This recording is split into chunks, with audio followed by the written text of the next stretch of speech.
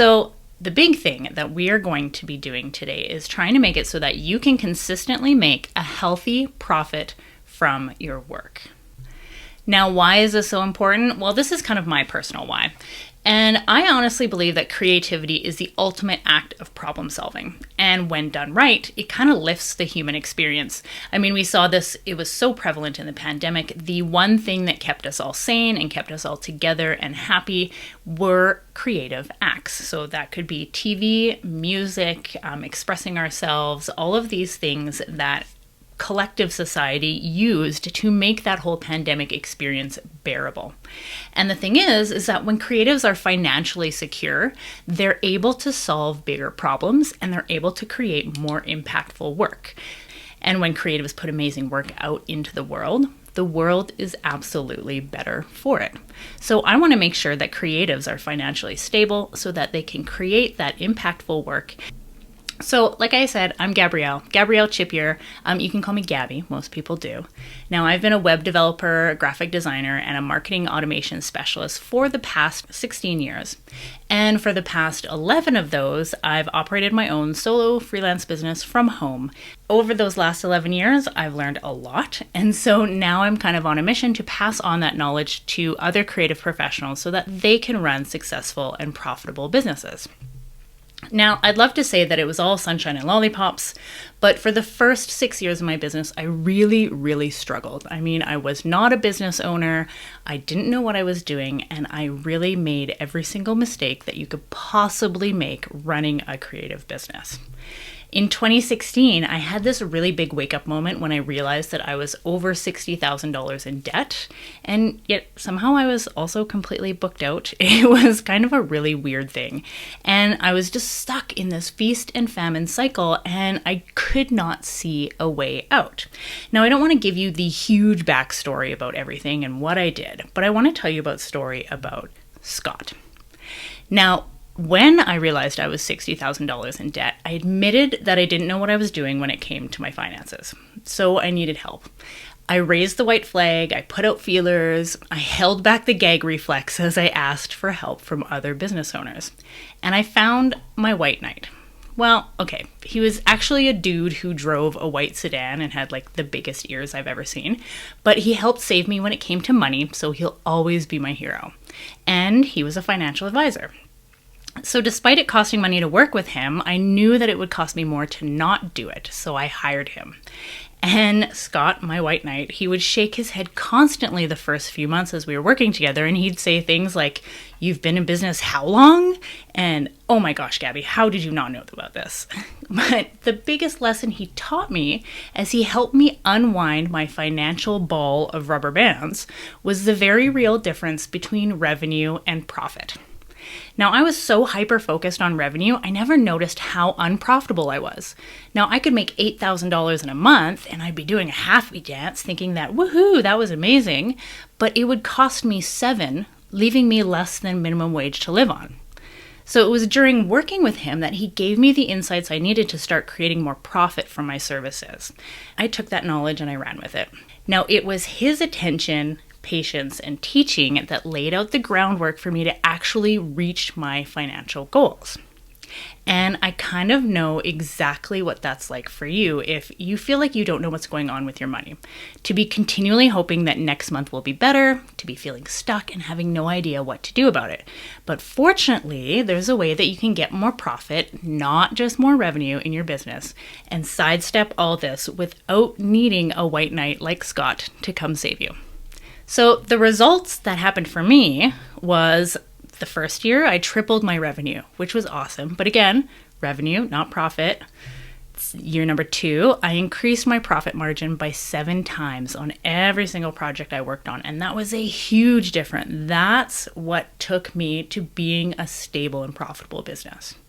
And then year 3, I was able to take almost 5 months off for personal reasons, and that was during the pandemic. And yet I still made 6 figures in my business. And again, I'm not an agency. I'm just me. I have a couple contractors that I work with. That's about it. So the bottom line is this works. Now, there are some symptoms of undercharging, and I want you to see if any of these resonate with you. You could be having feast and famine cycles in your finances. So one month you're up, the next month you're wondering how you're going to pay rent. Or you could be consistently feeling as though you need more clients in order to get ahead. I call this the more client trap, and it's really, really prevalent. If you're not knowing what's going on in your bank accounts, if you're constantly checking your balances and being like, what? Like, what is going on? And maybe if you're feeling resentful towards your clients and you're overworked when you create their projects. So those are the symptoms there. And the actions that we take when we're undercharging. So these could be actions that you've noticed yourself making, or if you read them here, they might pop out at you. So we might discount our services in order to win the client. So if you're on a sales call and they say that's too expensive, and you say, well, here, why don't I offer you 25% off or whatever. If you use seat of your pants pricing, so if you're not exactly sure what you should charge for the work that you're doing, and you're just kind of grabbing numbers out of the air, thinking that maybe they'll say yes to those. And if we don't really understand the tenets behind value-based pricing and kind of the pitfalls that it brings with it. And then, of course, we hear from everywhere to just raise our prices, raise your rates. But we just do it arbitrarily and we say, okay, well, I'll tack on $10 more an hour or something. And we just kind of do it without even realizing what we're doing. So those are kind of some actions that people take when they're undercharging. So how do we solve this problem? Now, I've got a pretty simple 3-step process to stop undercharging. And the reason that we do it this way, the 3 steps that I'm going to walk you through, it's to get all of this done before you're in a high pressure situation like a sales call or presenting a proposal, so that you're very, very confident and secure in the pricing that you come up with. And again, this just stops that cycle of undercharging and overworking. When you get out of that cycle, it's going to free you from the more client trap. Again, super prevalent. It's going to increase your revenue and your profit, and it's going to eliminate that undercharging. So the very first step is you have to get clear on your unique numbers. We tend to kind of create arbitrary revenue goals. If you've heard anybody say, I want to make 10K months, or I want to make $5,000 this week, or something like that, and it's a nice round number, right? That's an arbitrary revenue goal, and it might not be aligned with what you actually need and why that number is important for you.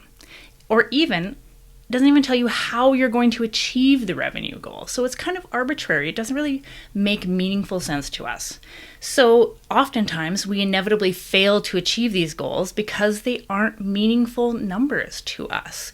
So in this first step, we're going to create meaningful, accurate internal numbers for our hourly rate and revenue goals. These are internal numbers. These are not your hourly rates that you are promoting to clients or advertising anywhere. This is like your close to the chest number. This is what I need to make. This is not something that you ever tell anybody else, okay? So the first thing you can do, go to wellpaidcreative.com/FBC.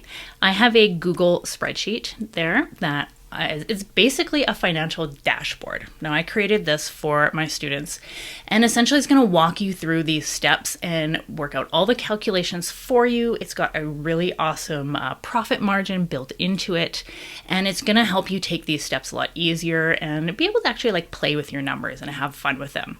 So go download that worksheet. So the first step is examining your expenses, right?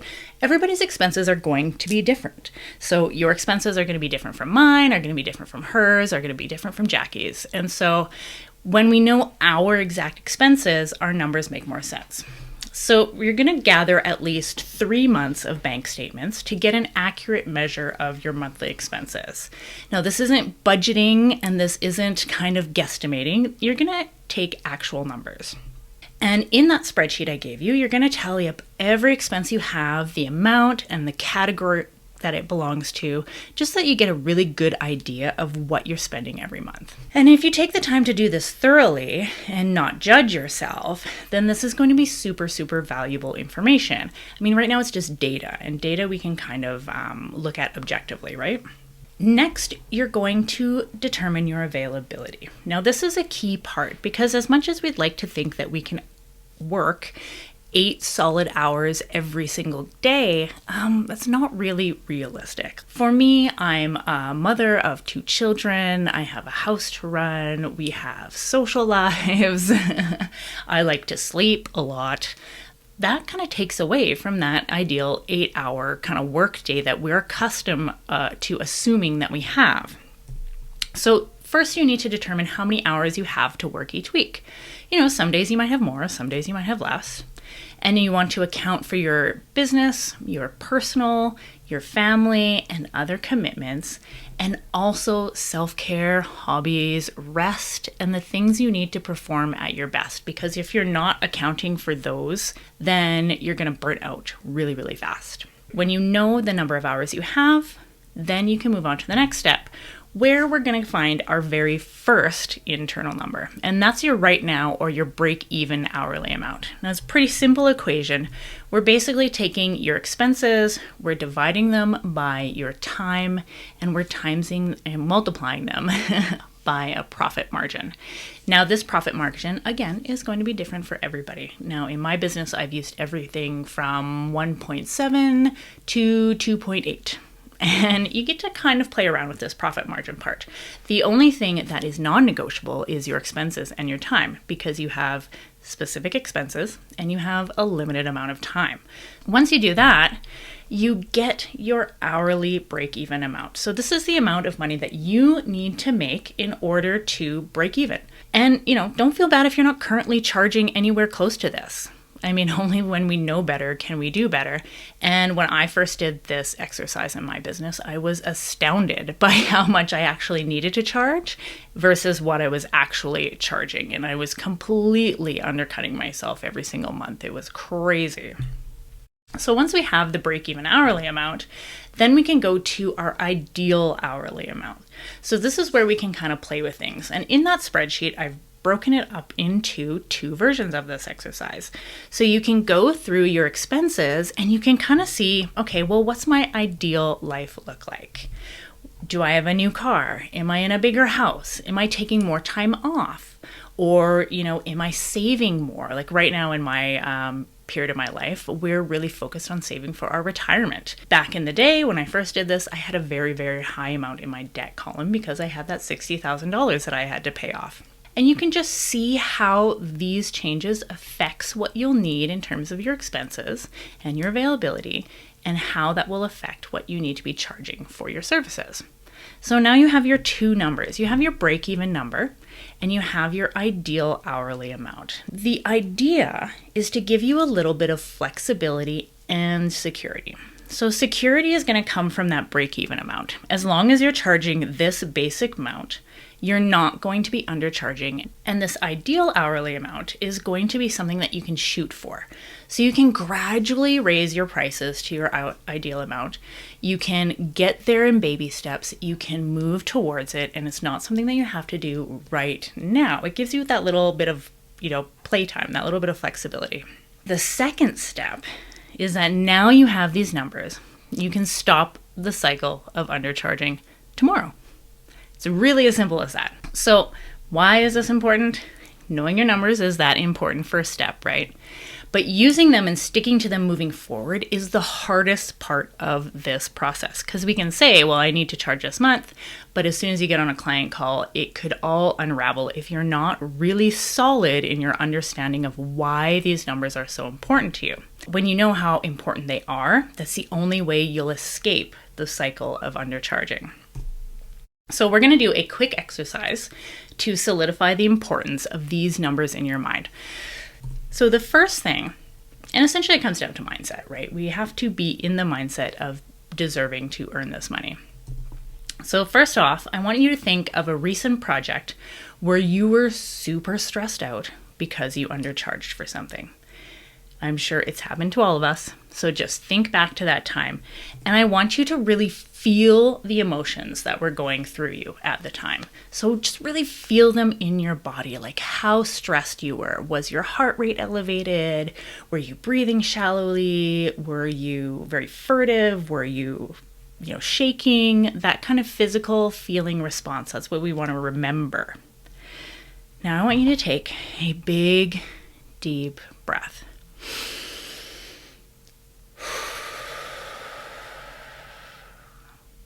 I want you to kind of shake out your body too, get rid of those emotions. Now, I want you to think of your ideal project, your ideal workday. Remember why you started this business and your passion, and tap into that. Maybe you've done that ideal workday or that ideal day exercise. Really think about that. And again, I want you to feel the emotions, how your body feels. Are you happy? Are you lighthearted? Are you taking deep breaths? Are you excited? How does that feel in your body? And I want you to feel that again. Just let it permeate you for like a breath or two.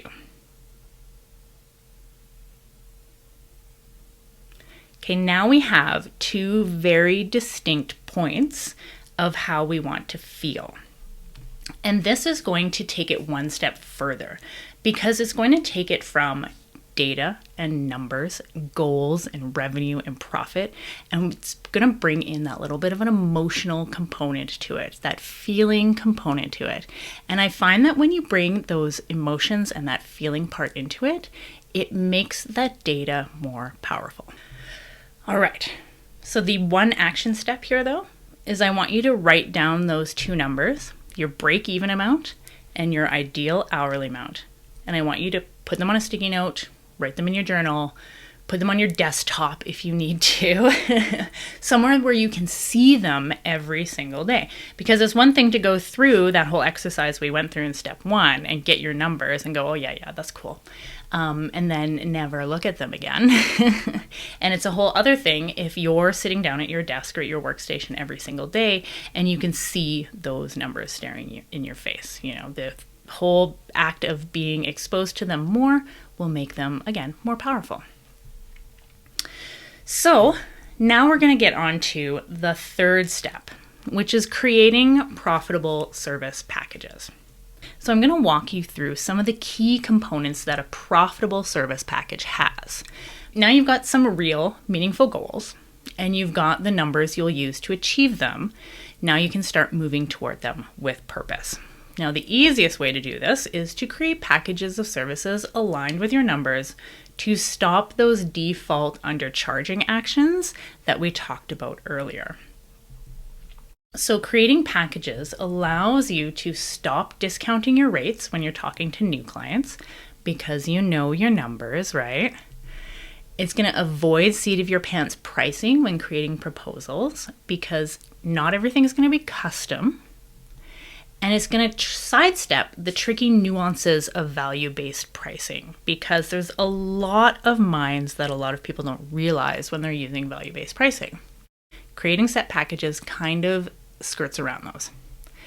And it also allows you to sell something rather than custom work. Now, a lot of what you do is not really custom when you think about it, right? And selling custom work to a client is really hard. When you have packages, you have like a gift wrapped little box that says, you know what? Your project would probably fit in this box or it would fit in that box. And it makes it a lot easier to communicate to your clients in a way that they understand. What goes into a package that is both profitable for you and attractive for your clients? So here are some guidelines that I've used to create my packages over the years. So the first is that it solves a problem. Your clients are having specific problems in their businesses. And this could be niche specific problems. This could be business size related problems. They have specific problems and they're looking for solutions to them, right? They want to buy something off the shelf that solves their problem. So when you dig deep into the symptoms they could be experiencing due to the problem they have, that's when you can start creating language around your package that makes sense, that speaks to them specifically. So for example, a company is having lower sales. And some of the symptoms of the lower sales is that they're not able to make their payroll. They're not able to spend on marketing or advertising. How do you solve that problem for them, right? That's going to be a really key part of creating a package. Now, the second is that it has a desirable end result. What are they going to get at the end of working with you? And please, please don't say the thing that I'm making. So we think that a client might want a website. That was my big thing. I thought my client wanted a website. but that's not what they wanted. They wanted more money, or they wanted more leads, or they wanted more brand recognition. These are things that they wanted. It was the result of the website. So if I had sold them just the website, I probably would have gotten a no. So you want to avoid focusing on the thing you're creating for them. You're going to instead focus on the results you'll get them by having the thing you're creating for them. Your packages can, of course, they have more than one result, of course. You can talk about the secondary and tertiary results that they could bring to the client. So for example, if I created them a new website and they started getting more leads, well, maybe they got a higher lifetime value. That's a secondary result. Or maybe they got fewer customer service requests because they were getting taken care of on the website. These are all things that are secondary or tertiary results than the main result in the thing that you're making them. So how do these results tie into solving their problem? So again, this is all about the languaging, the packaging that we're creating around your services. And the third thing is that it has a clearly outlined scope. Now, scope creep, oh my gosh, we've all dealt with it. It's such a pain in the butt, but it's very much a real thing. And when you create packages that are clearly outlined, have very defined boundaries, you don't really run into scope creep too much. So what exactly goes into this package in terms of your work? What are the defined deliverables that you're going to be creating? And once you know that, how many specific hours are you going to be working? And what process are you going to be using to deliver this package? So you want to get really down and dirty with the details to make sure that you have a very good idea of what kind of work and how much work is going to go into delivering this package on your end. Because the most profitable packages have defined boundaries. And when you don't have those defined boundaries, that's when undercharging and scope creep takes away your profitability. The last thing about a package that's incredibly important is that its pricing is meticulously planned. So, and this kind of ties in with the last point, having defined clear boundaries around the work that you're doing for any package type. Now, again, I mentioned that we would have a suite of packages. You're not going to have one package, right? You're going to have like 4 at least. I mean, at one point in my business, I had like 7 or 8. And there were variations on different types of work, but that meticulously planned pricing and boundaries and scope of those packages allowed me to be profitable in my work. So when you know the specific deliverables and the clear process that you're going to use and the number of hours it's going to take you to create, only then can you find its price. So you have to do all of that work first, and then you can slap a number on it. And of course, we're not just slapping any number on it. It's based on our internal numbers and the amount of time it's going to take to deliver this package. And again, you can do a sliding scale. You can say, well, right now I need to charge this amount of money for the package because that's my break-even price. And, in 3 months from now, I'm going to raise it to 50% of my ideal amount. And then 6 months down the line, I'm going to raise it to my ideal amount, right? You can have that sliding scale there. And of course, being profitable needs to be the very first goal with these packages. So when you go through all of the other steps and you get to that point where you're giving it a price, that's when you know that it's going to be profitable, because you aren't going to be assuming it's going to take less time than it will. You're not going to be wondering what exactly you're doing in this project. You're going to know exactly. Create several packages in this way. And the thing is that you can adjust these packages. They aren't set in stone. So if you deliver on a package and after it's said and done, you say, oh, that took me a lot longer than I actually thought it would, you can go back and adjust it, right? Or you say, oh, well, this package is overkill for a lot of my clients, so why don't I create something smaller? And that was actually one of the first successful packages that I had, was something that's small. It was my 2-hour, 3-hour branding package that I created, where someone could get a very simple set of graphics for their company.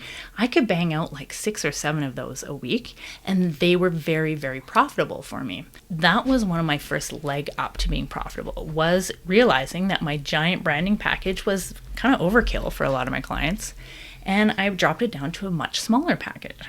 All of this to say that The whole end goal is to consistently make a healthy profit from your work.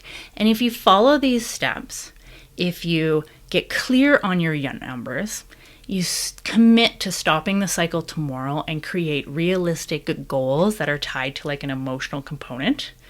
And if you create service packages that are aligned with your numbers and designed to be profitable, you're not going to have to worry too much about undercharging moving forward. And when you're not worried about money, you're not worried about undercharging, you're free to do your best work. You can follow your passion. You can do the work that you want to do without worrying about paying your bills.